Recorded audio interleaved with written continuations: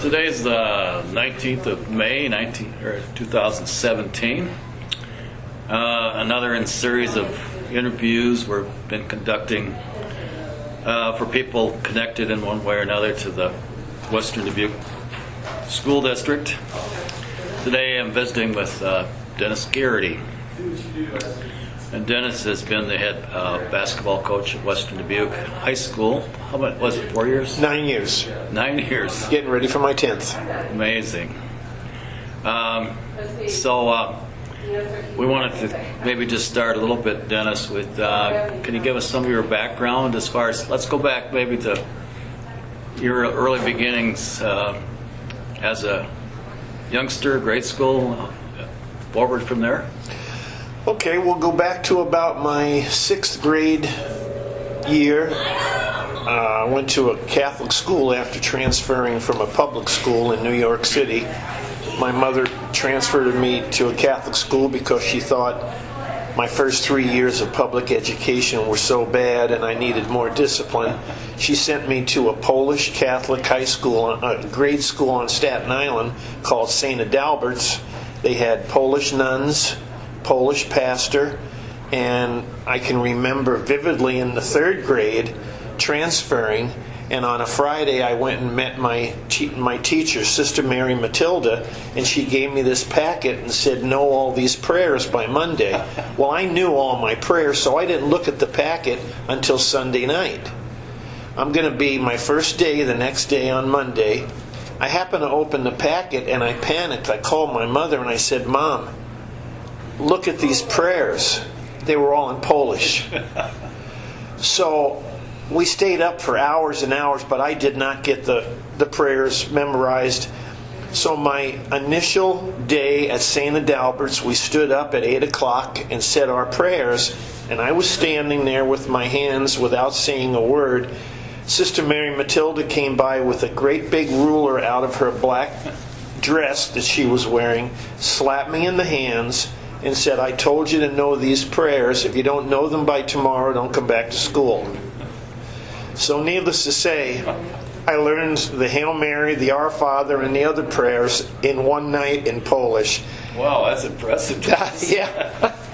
And there were many days that I got hit by the ruler from Sister Mary Matilda. But anyway, going to my 6th grade, all my friends were at PS 44, where I started my education, but now I was at St. Adalbert's. And they played on an after-school team, and I would run from St. Adalbert's every day to watch them practice their basketball. It was either 6th or 7th grade. And Mr. Quinn was the coach of the 6th or 7th grade team, and he saw me sitting on the bleachers for about 2 weeks because my 2 friends, Bob and Ralph, were on this team, and I had my own basketball, but I never got to practice with them. So he finally came over to me one day and he said, how come you're not out here practicing with us? I said, I don't go to PS 44 anymore. I go to St. Adalbert's. They don't have a team. They don't have any kind of basketball, but Bob and Ralph are my friends. And he said, well, from now on, when you come back, wear your shorts and a T-shirt. You don't have to bring your own ball. You can practice with our team. He said, you can't play in the games, but we'll let you practice. So for 2 years, I practiced with PS 44, never got to play in a game. Sister Mary Matilda, who was my first teacher, found out about this, and she always saw me out on the playground shooting baskets while the other kids were doing things. She let me bring my basketball to class as long as I left it in the back of the room. And I found out years later she had called Mr. Quinn, the coach at PS 44, to tell him about my passion for basketball. And it was probably because of her, the nun who beat me with the ruler, that Mr. Quinn let me practice with the team for 2 years. So, it's funny how things worked out for me, but Bob and Ralph, my 2 best friends, I would go to their games and watch them, and it was illegal for me to play in the games, but Mr. Quinn was actually my first organized coach. How many games did they play? They would probably play about 15 games, 7th and 8th grade games, And it was fun to go watch them. I couldn't sit on the bench. I sat behind the bench. But at least practicing with them every day helped me really continue with my passion for basketball. And I remember one night Mr. Quinn told us that if you really have a love or a passion for this game, I don't believe he used the word passion, but a love for this game, you'll never go any place without your basketball. And I never did. In the 7th grade, 8th grade, throughout high school, I never got on a public bus. I went to church and left my basketball in back of the church. I got a new basketball every Christmas as a Christmas present, and it took me 1 year to wear it out on the playground courts. Skin the ball, and so every Christmas I would have a new basketball. But anyway, getting ready to go to high school, I went and tried out for the 2 Catholic schools, St. Peter's and Monsignor Farrell, and they actually gave basketball scholarships. I didn't get a scholarship, so I wound up going to the public school, Port Richmond High School.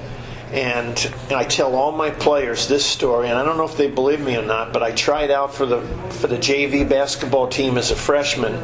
There might have been 100 of us trying out, and the coaches told us, this is how we do our practices and our tryouts.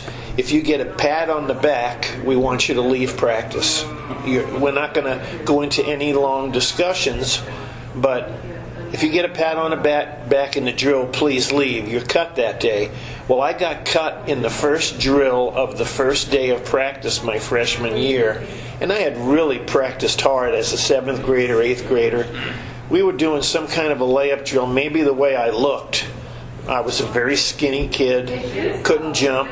I could shoot it, but I got pat on my shoulder, and I looked, and coach went like that, so I left.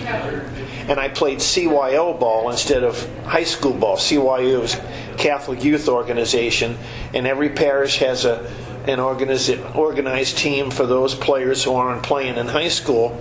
So I played for St. Michael's. Father Clement was our coach, and I told him the coaches at Port Richmond were very unreasonable. I didn't even get to practice the whole first day. So he said, well, you have to work harder. And that's exactly what my parents told me.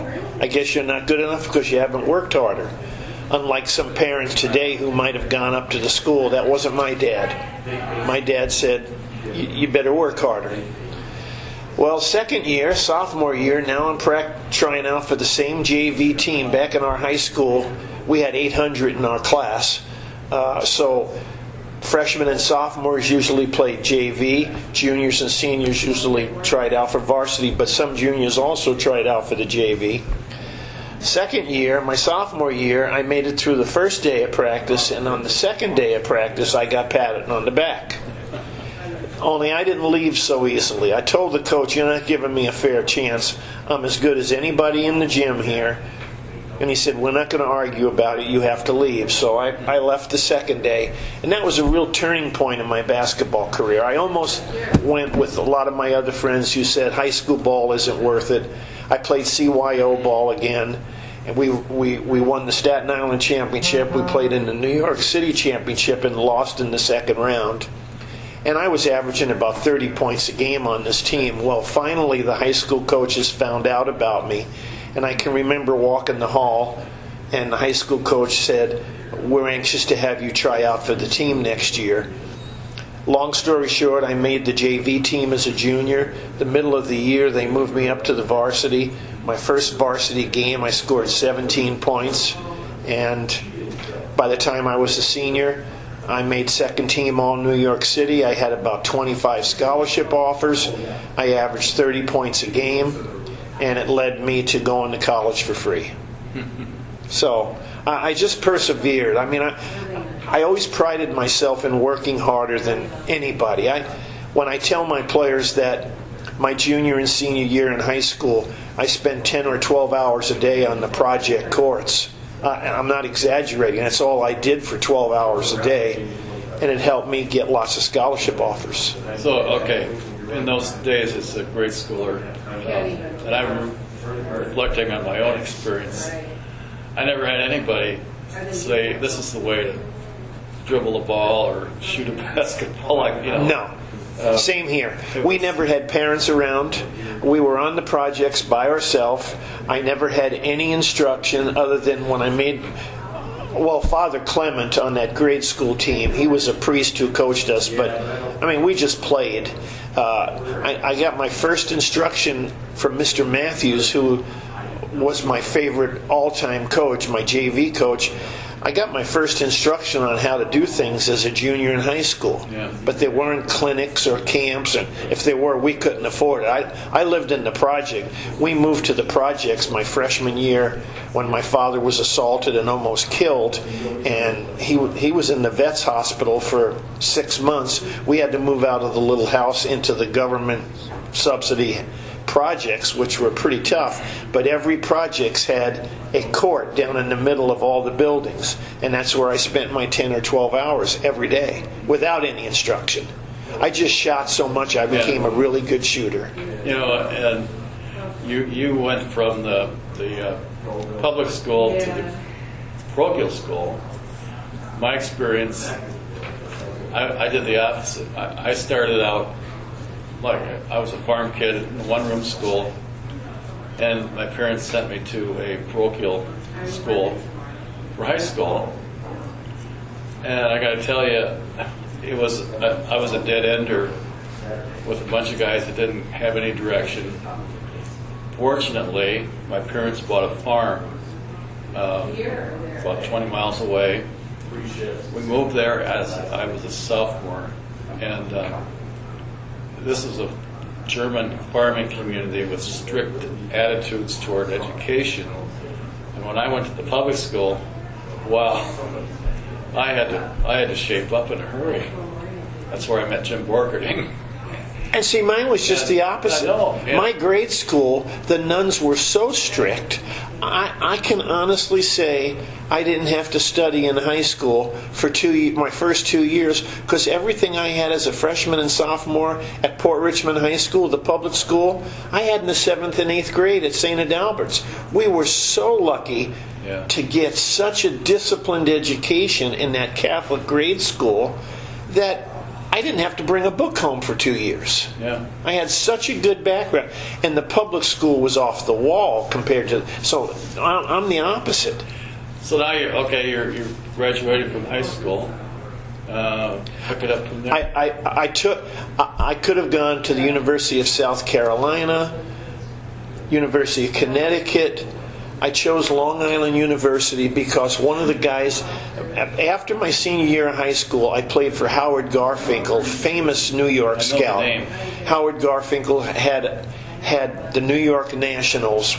He chose guys off the first, second, and third all New York City team, and we had 10 guys who traveled the East Coast with him, and from playing high school ball, averaging 30 points a game, and playing on his New York national team, the scholarship offers just came in like crazy. Well, one of the guys that I played on the New York Nationals with from Brooklyn was a black kid named Larry Newbold, and he and I became very good friends. So we decided to go to Long Island University, LIU, together. I went to LIU, and after a semester, my father was doing a lot worse after he was assaulted and almost killed. He never left our apartment. I needed to drop out of school to help my mom, so I dropped out after a semester at LIU, and I went to work at the New York Stock Exchange to help my mom. And after that semester, I just had to get away from the dysfunctional family that we had. It was really a bad situation. And I told my mom, I said, I have to go back to college. I'm not going back to LIU. They won't have me. I'm going to call Howard Garfinkel and ask him what I should do. So I called him, and he said, Dennis, you dropped out of LIU. You did get a semester of credits.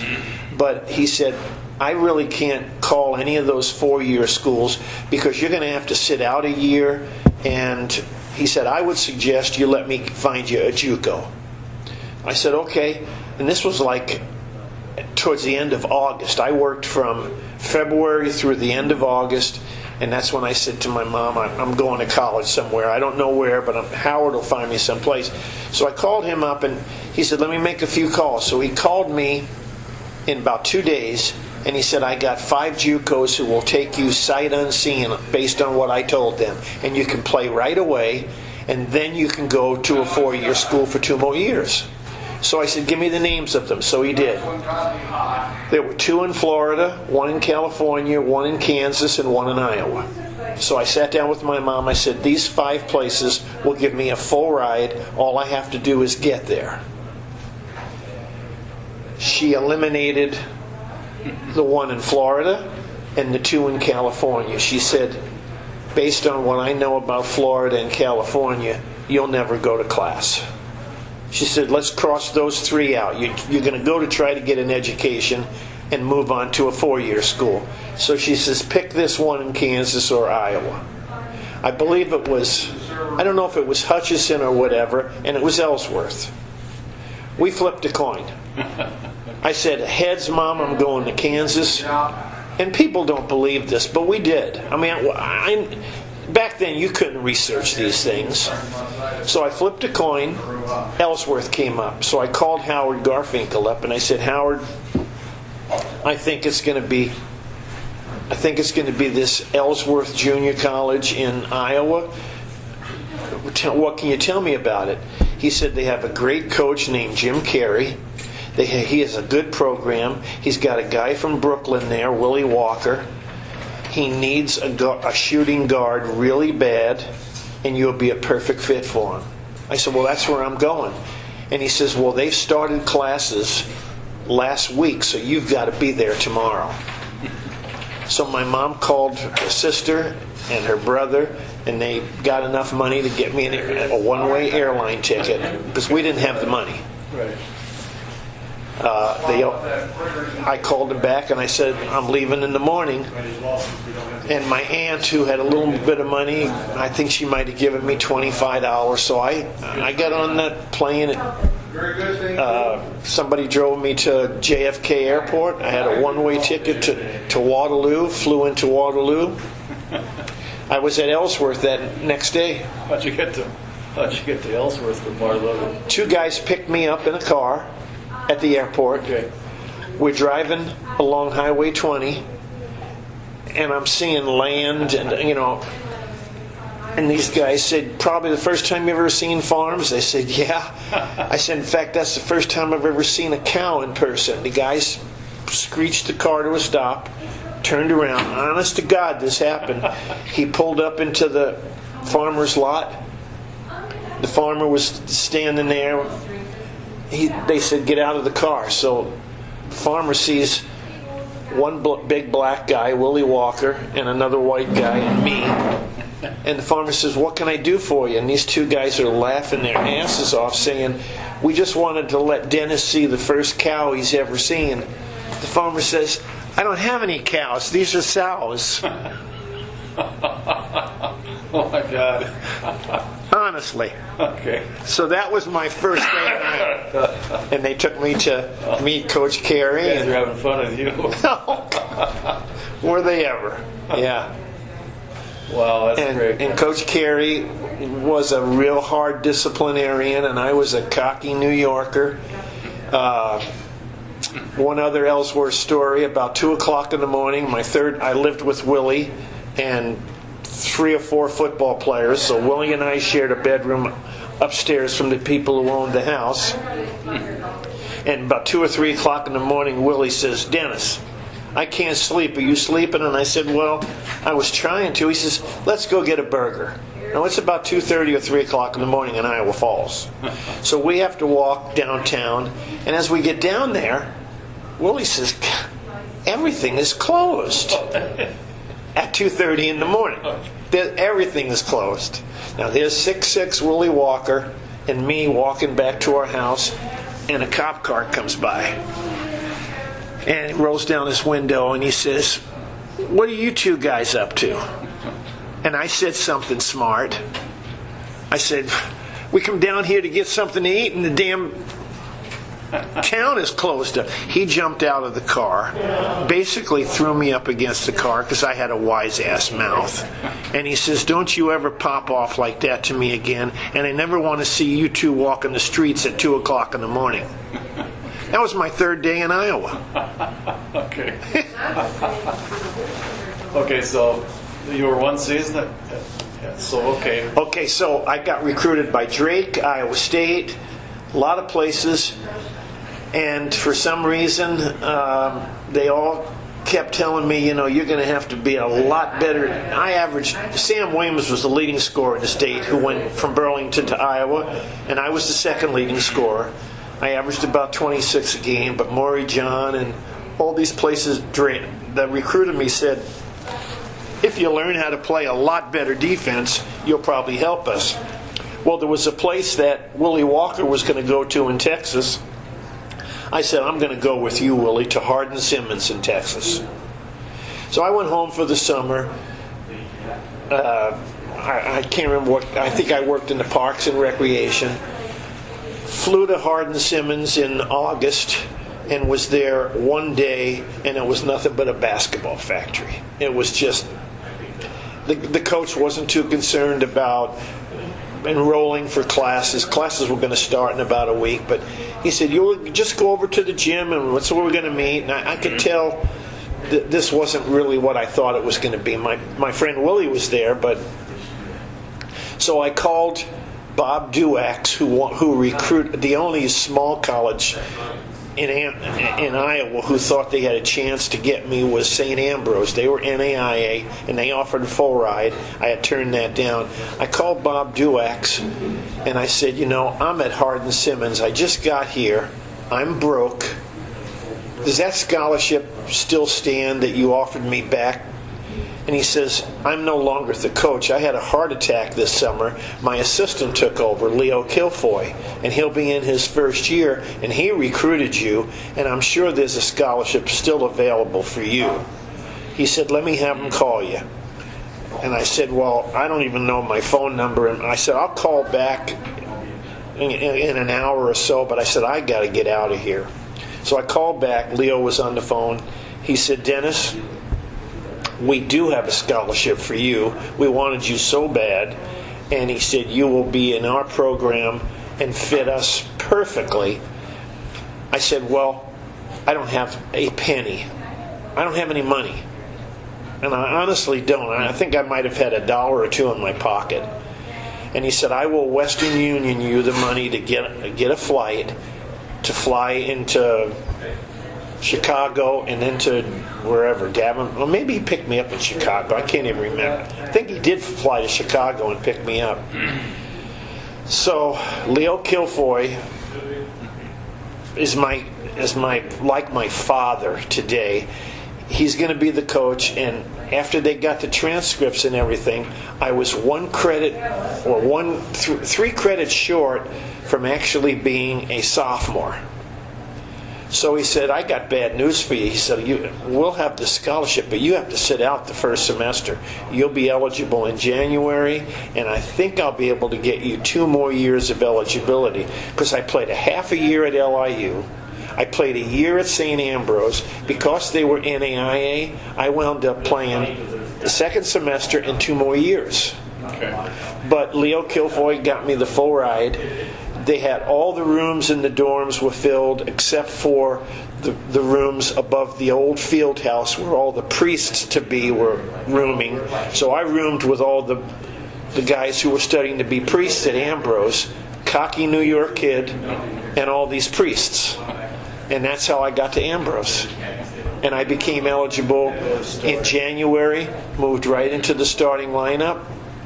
And my junior and senior year at Ambrose, I was the leading scorer in the state for all the small colleges. Okay. My senior year, I don't know if you remember this, they used to have the Iowa University versus the small college all-star game. They played it in Cedar Rapids. John Davison and Ken Fananger from Luther coached that team. Well, I made that team and got the MVP award of that game over Willie McCarter and his Drake buddies. It's the only time the small colleges ever beat the University Stars. Okay. I made my first 10 shots, or 9 out of 10 shots. I scored 26 points. And when they called the MVP out, it wasn't Willie McCarter, it was me. Okay. Yeah. So, so now you're looking for a job? In March of my senior year, again, going back to Coach Kilfoy, he was a father to me for 2.5 years. He was not only my advisor, he was not the head of the PE department, but he was a professor. Way back when I entered there, he said, now, I know you want to be a physical education major. What else do you want to do? And I said, well, that's all I want to teach. And he said, well, that's not going to be good enough. You have to have another major. And since you're going to have 4.5 years in college, you should be able to be a double major. What are you good at? Science, math? I said, no. You got to be good at something besides phys ed. I said, well, I wrote for the high school newspaper, and I'm a pretty good writer. He said, good, you'll be an English major too. So I was a double major, phys ed and English.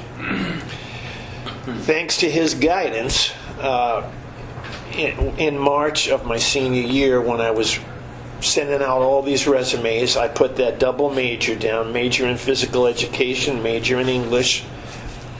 And within 2 weeks after looking at the Des Moines Register for all these jobs, I get a call from Preston. Preston needs a phys ed, an English teacher, and a head basketball coach. I interview there. I get the job. They were terrible. They hadn't had a winning season in 5 or 6 years, but I signed a contract to be phys ed teacher, English teacher, head basketball, assistant football. I didn't know one thing about football, and athletic director for $7,200 in 1969. 2 weeks after I signed the contract, another place calls me, Ackley, Geneva. They had been really good. They want to interview me, so I go into Coach Kilfoy and I said, Coach, I got a way better high school that wants to interview me. Ackley, Geneva, up near the Waterloo area, wherever it is. They want to interview me for just a phys ed and a head basketball job. He said, did you sign your contract? I said, yeah. He said, then you're not interviewing at Ackley. You're not going to break your first contract you've ever signed. It wouldn't be fair, and that word will get out. You tell Ackley you're not interested. I said, Coach, it's a way better job. They won 18 games last year. Preston won 4. He said, you're not breaking your contract. So I had to tell Ackley I wasn't interested. Okay. So I went to Preston. I think we were 11-10 my first year. We were 18-5 my second year, and Comanche beat us in the sub-state to go to state. Okay. And so then I left Preston to go. I signed a contract to go coach Springville. You remember Al Eberhardt? Yeah, I coached against him. Okay, I got offered Paul Jones was the superintendent at Springville, and he lured me away from Preston, and the only way he lured me away, he said, we are going to have an unbelievable team for the next couple of years. And I said, if they're so good, I would like to come up. This was like in March after my second year at Preston. I hadn't signed my Preston contract or anything. I said, if they're going to be so good, let me come up for a week at night and put on a basketball clinic for your kids. And I want to see how good they're going to be. Well, that was probably illegal as hell. And basically, I wanted to see how good these kids were. This was at Springville. So Denny Helms, the coach at Delwood of Elwood, good friend of Bill Fleming, Denny Helms and I went up for a week. And I was going to be a team teacher in English. No PE, but I was going to team teach with another English teacher, and I was going to be their head basketball coach. I went back to Preston and I said, I'm leaving. I'm going to take this job at Springville. So I went back to Springville and I said, I will sign my contract with you, but I have interviewed for one other job, and I'm probably not going to get it. But if I get it, I want out of this contract. So I told Preston, I'm finished. I signed my contract at Springville, and 1 week later, North Dakota State called me. I had interviewed for the assistant job there, and I told that's the only job. Yeah. I'm not gonna lie to you. If North Dakota State calls and offers me this full-time assistant basketball job that I interviewed for, and I know they interviewed 5 of us, but I don't think I'm going to get the job. Well, they called me and said, would you like to be our assistant basketball coach? In charge of recruiting. I went into Paul Jones and I said, I'm not going to believe this. Is 1 or 2 weeks after I was announced as the head coach. I got the job at North Dakota State. He said, God damn it, you told me you didn't think you were going to get it. I said, I didn't, but they offered it to me. So I got out of my contract. I went up to North Dakota State for 2 years. Okay. Second year at North Dakota State, the head coach gets fired. Who was that? Bud Belk. When the head coach gets fired, so is the assistant. So now I'm looking for a job right after the basketball season. And I'm looking in the papers, and there's no jobs open in Iowa. There's this job open in Columbus, Nebraska. So I called them up, Columbus Lakeview, Class B school. I explained the situation. I said, I'm out of a job here at North Dakota State. The head coach got fired, and I don't really want to stay in Nebraska. Well, I don't want to stay at North Dakota State. In North Dakota. So they said, the superintendent said, well, send our stuff. So I did. He calls me up and he says, come on for an interview. So I go all the way from Fargo, North Dakota to Columbus, Nebraska. Luckily, they offered me the job on the spot, teaching PE, head basketball. Go back to Fargo, pack the little stuff that I have, and I'm now the coach at Columbus Lakeview. The famous guy that I coached is now one of the richest farmers in Nebraska. He made the Sports Illustrated cover for football. His name was Jim Pillen. He had a hit against Alabama that made that cover in one of the bowl games. He played basketball for me, and I can show you what he wrote about me in terms of pushing him as a basketball player. Yes, I read it. Oh yeah, Jim Pillen. Okay, so anyway, and now he's the largest hog farmer in Nebraska. He went and became a veterinarian, sold his veterinarian practice, largest pork producer in the Midwest, Jim Pillen, and he played for me. And I was there for 4 years. I tell everybody the best thing about that job in Nebraska is I met Julie. Okay. She was a first-year teacher at Lakeview, and I was a first-year coach. Spotted there in the hallway. Oh, gosh. I couldn't get my eyes off her. And I had to lure her away from a boyfriend, which took me a year to do, but yeah. Okay. So, spent 4 years there. Best thing was Julie. I had 2 really good years and 2 so-so years. I said, we've got to get out of this state because it's so football crazy. Basketball was just secondary in Nebraska. And started interviewing for places in Iowa. I interviewed for the Dubuque senior job. After 3 years there, Merle Hyde got it instead of me. I interviewed for the job at Parkersburg. And I'm teaching a PE class. This is my 4th year now. I already resigned at Lakeview without a job. I told them I'm not coming back. Julie thought I was crazy, but so I interviewed for this job at Parkersburg. I'm teaching PE class, and all of a sudden I see the 2 principals, the high school principal and the elementary principal, coming into the parking lot. I'm out on the field. I think we were playing softball, and here's the 2 guys that I interviewed with. So I walked over to them and I said, "You come all the way from Parkersburg to Columbus, Nebraska today?" And they said, "Well, we're thinking about offering you the job, but we wanted to come here, watch you teach a class. We want to talk to your administrators. Then we're going downtown and talking to some people about you. Do you have any objections on that?" Well, I said, "No." Bob Conway was the principal at the high school, yeah. And I can't remember the elementary principal, but it was elementary and high school PE. I said, "No, if that's what it's going to take, fine." So they spent the whole day. They watched me teach this PE class. I had a student teacher. They went in to talk to my principal. They talked to other teachers. They went down to the McDonald's. "Do you know Dennis Geraghty?" "Yeah, tell us about him."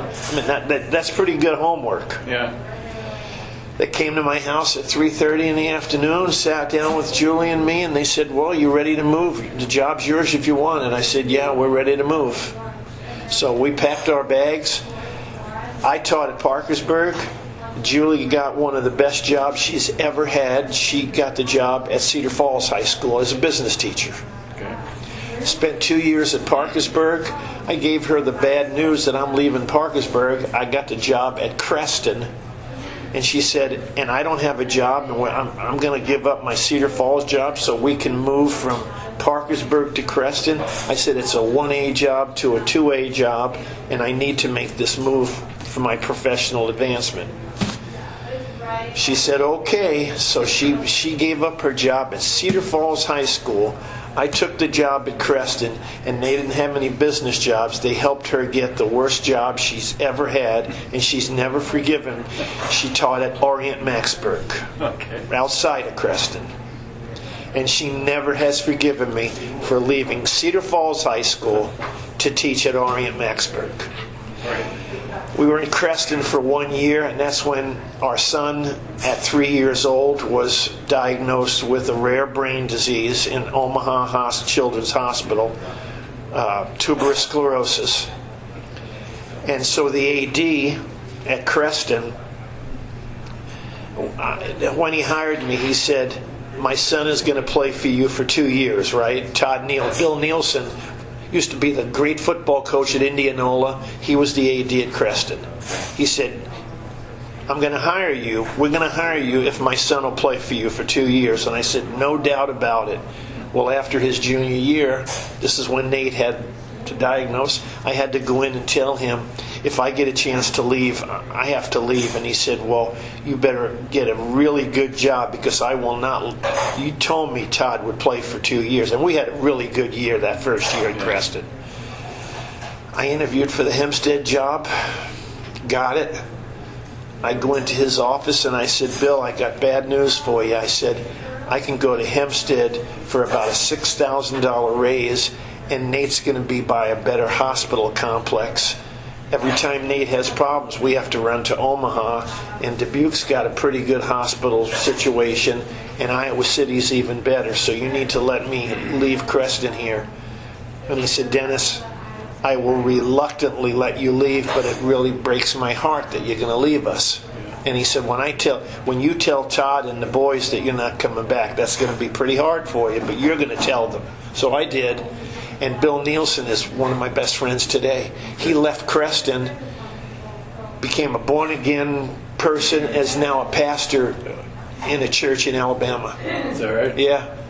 So that's how I got the Hempstead job, because I had originally interviewed for the Dubuque senior job 2 years earlier. Harold Sweet knew me, and he was still going to be doing the main hiring. Hempstead job opened up when Jim Broussard left to go to Ames. I took the Hempstead job. Was that about the time that Harold was... When did he resign? This was 1980, so Harold Sweet was still... Yeah, I know, but... A couple years later. Later. Babe Derwin was the athletic director at Hempstead. Don Moody was the principal.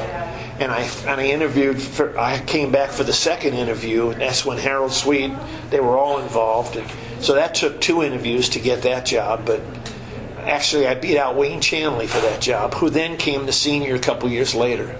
Okay. Yeah. But English got me that job, not PE. There was no PE teaching. Yeah. So way back to Leo telling me English will help you get jobs, that's all I taught at Hempstead for all those years was sophomore English. Okay.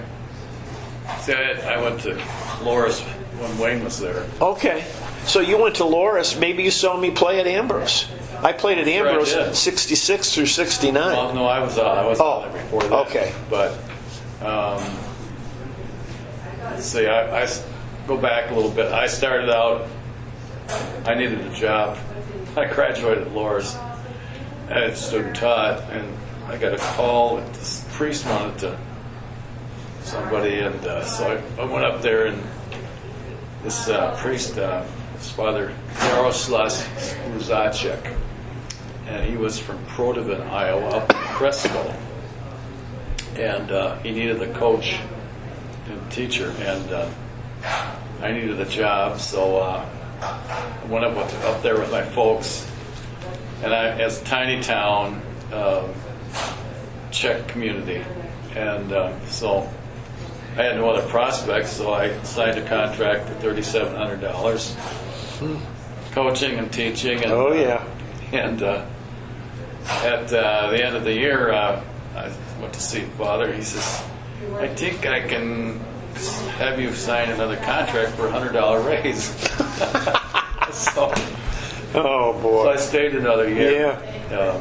But at any rate, so then I went to Bellevue Marquette.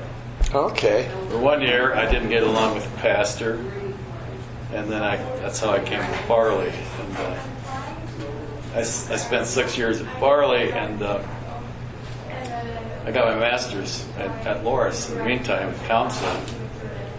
And so after the 6th year with a master's, I thought I should get a raise. I was informed that I wasn't going to get anything.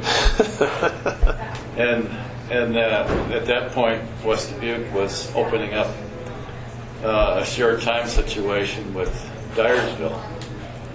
And Wayne Drexler, I called him, I said I need a job, and he said, well, would you like to be a principal? Wow. And I had no degree, but he said, well, we could work that out. Holy cow. So that's how I got started with West Dubuque over in Dyersville. I spent about 5 years there, and then I went to the middle school with Tom Wickham. And I just wanted to wind up at the high school. Sure. So when Buck left, I went over there with Knutson and started out as assistant in AD. Yeah. So that's how I got involved with Babe Sure. and those guys in Dubuque. Well, it's funny how things worked out at Hempstead, because once I got that Hempstead job, again, Julie was delighted to leave Orient Maxburg without a job and come here, but we had to come because of Nate anyway. But she subbed for a semester at Western Dubuque, and then she subbed at Senior. Okay. And then the next year, a business job opened at Senior, and she got it. Okay. So she informed me after she got that Senior job. She says, now I want to tell you this. You might as well not apply for any more coaching jobs, because I'm not leaving Dubuque. I've got a great job at Senior now. We've got a great situation for Nate. We take him to Iowa City or Mayo Clinic for one of the specialists in the world for tuberous sclerosis was at Mayo Clinic that we went every year and saw Dr. Gomez. She says, we're not leaving for your whims of another coaching job, just so you know. Well, after 2 or 3 years, I told her, Julie, I got a terrible coaching job. I can't win here at Hempstead because of Wahlert. I just can't win. She says, it doesn't matter. You got a really good teaching job, and I did. I loved my teaching job. I taught 5 sophomore English classes. Great literature. I felt comfortable with that. Well, I got antsy. I kept saying, I can remember Mason City opened or whatever. She said, well, you're going alone. We're not leaving. You've got a good job. So that's how things transpired after coaching for 13 years at Hempstead and realizing we were 17-5 1 year. Still the best record Hempstead's ever had. But at Hempstead, 11-10 was a good record. And we weren't winning championships because Wahlert had such an advantage. They could recruit anybody. I finally decided, you know what? I can't do it anymore at Hempstead. It was just wearing me out. So I resigned my basketball, but not my team. I went into Don Moody and I said, Don, this is not what I expected. And he said, well, I told you when I hired you this was a tough job. Wahlert does have that advantage. And I said, I talked to the Loras coach, and I'm just gonna give up my basketball here and be an assistant at Loras. Yeah. Well, needless to say, I wasn't a very good assistant. I'm a head coach. I tried to be an assistant for a year over there. How things work out, after my year at helping John Lembazeder at Loras, I get a call from the superintendent out at West Delaware who was on my coaching staff at Creston.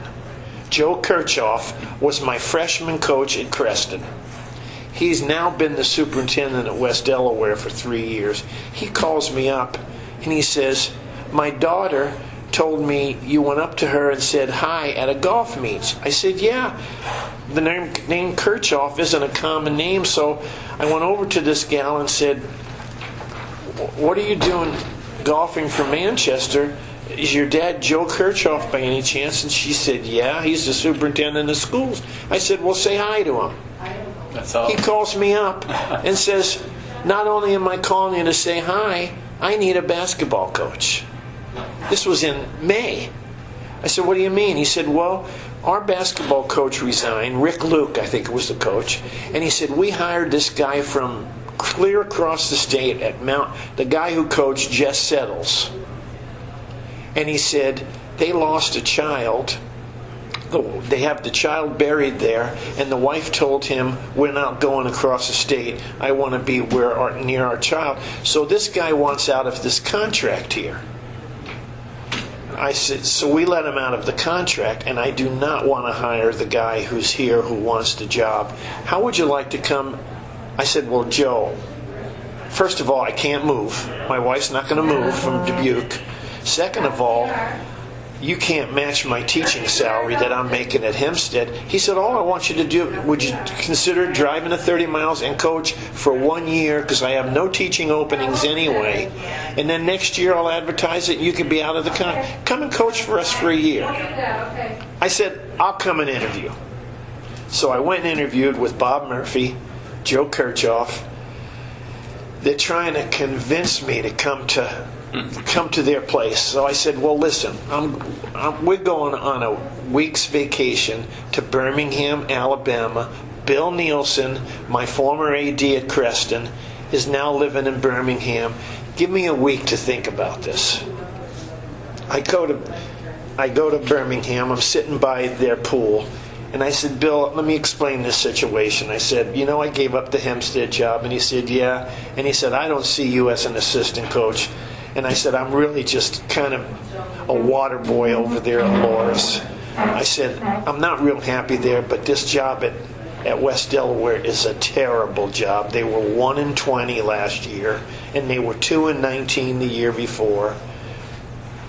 And he said, Dennis, I know you as a high school head coach, and I think you'd be happier doing that than going back to Loris. He says, what does Loris pay? I said, nothing.